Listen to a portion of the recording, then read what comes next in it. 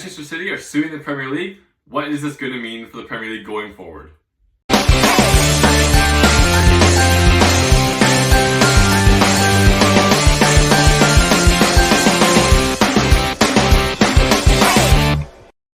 Manchester City have just lost a lawsuit and a legal case against the Premier League on 2 points, on third-party sponsorship and on the 1420 rule for voting, and they are claiming discrimination by rivals and other clubs.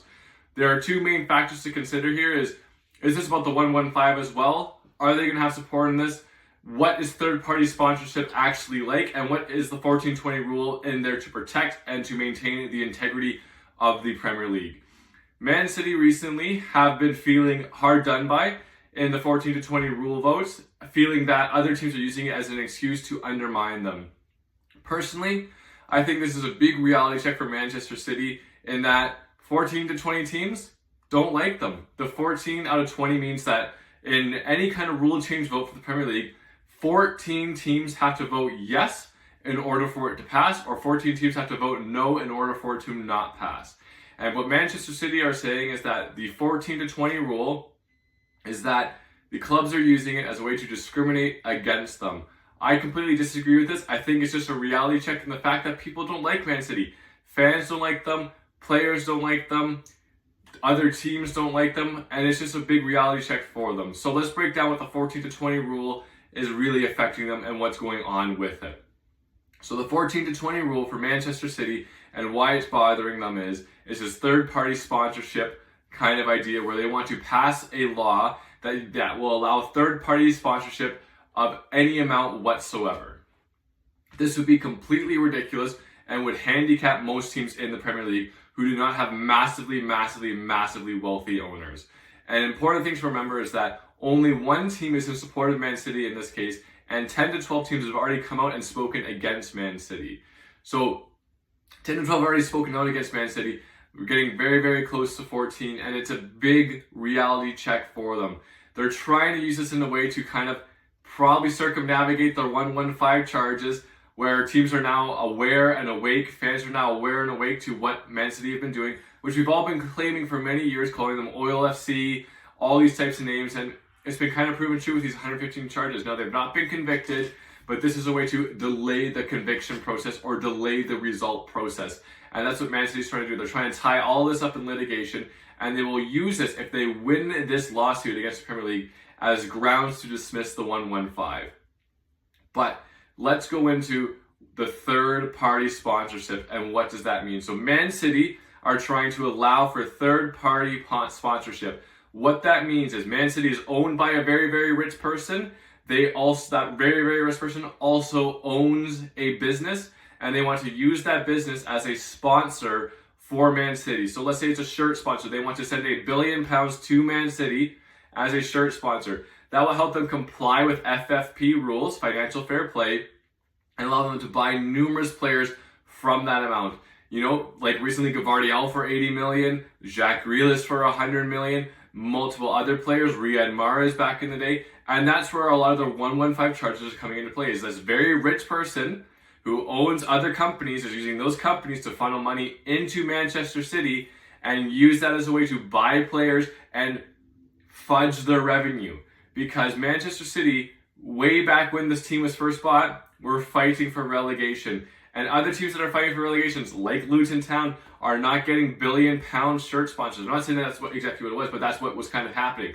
They're not getting these shirt sponsors. So what the Premier League's case is why they're not wanting to allow this is, let's say, for example, on par with them is like Liverpool, Arsenal, Manchester United, Chelsea, and Newcastle, right? Those are kind of the teams on par with them right now. You can probably throw Spurs in as there as well.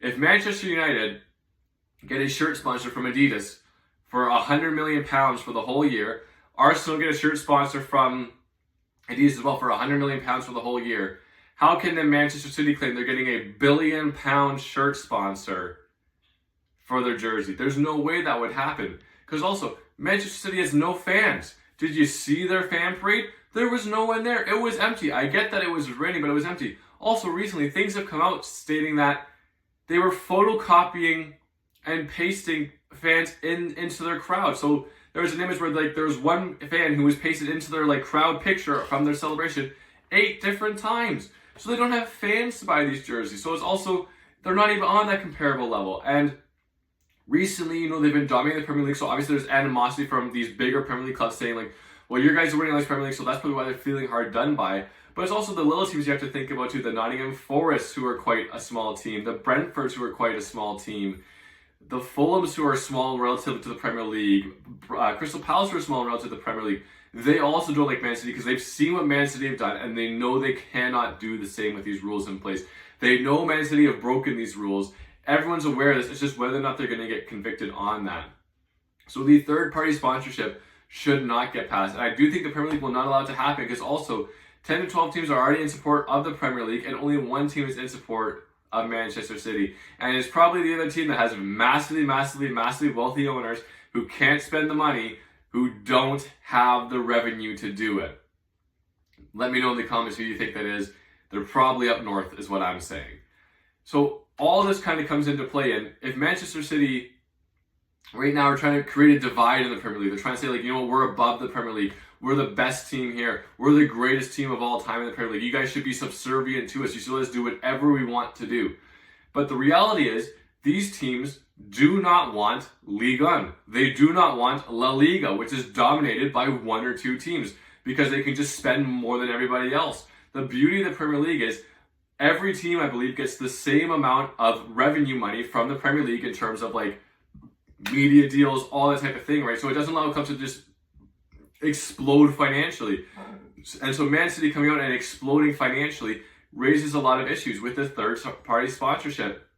And all this 115, and I believe it's from 2010 to 2018 is when these charges have been laid down. So obviously it's not now. And something that Mark Goldberg brought up on his video, which I think is a very important point, is even though it's talking about back then, if they're saying that this rule that was made in 2021 is invalid, they can go back and invalidate all the rules from 2010 to 2018 and get out of this 115. What would be the reason for the Premier League to deny this? Well, they don't want Newcastle to do it. They don't want, let's say, Manchester United get a massively wealthy owner come in and do it. They don't want Arsenal to be able to do it. They don't want Luton Town to be able to do it. They don't want anyone to be able to do it because it ruins the integrity of the sport. And the biggest thing that we need to remember is we need to maintain the integrity of the Premier League. Otherwise, we're going to get the French League. We're going to get La Liga. We might have a Serie A situation where the league just blows up because of match fixing, financial, unfair play going on within it. And then look at Serie A now. It was the greatest league of all time, and now it's a shell of itself. So what's really going to happen? We can't allow this to happen. We can't allow this as fans to go through. We can't allow this as clubs to go through. We need to take a stand against Man City. We need to give them a reality check, and we need to let them know they are not the supreme overlords of the Premier League. They are a part of the Premier League, but they are not the supreme overlords of the Premier League. The other interesting question that goes on is, if they lose this lawsuit, it will strengthen the Premier League's case of the 115, which will be massively important, because if they can strengthen their case for the 115 of the Premier League, they can convict Manchester City and either do a mass point deduction, do a transfer ban on them, make them sell players, or even relegate them from the Premier League. Now, I'm not a Man City hater. I kind of am. But what I'm saying is, if they are convicted of wrongdoing, they should get the point deductions like Everton have had. And Everton had, I think, 2 breaches, and they got, I think, 6 points total deducted this season. So we're talking 3 points to 3 points. We're looking at 300 points plus deducted from Manchester City, which would have to result in a relegation. But this is what kind of my opinion on everything. Let me know what you think in the comments. Should Manchester City get relegated if they're found guilty of the 115? And should they be able to do this third-party sponsorship deal that they want to do with the Premier League? I do not think so. Like always, have a good one, and let me know what you want to see next.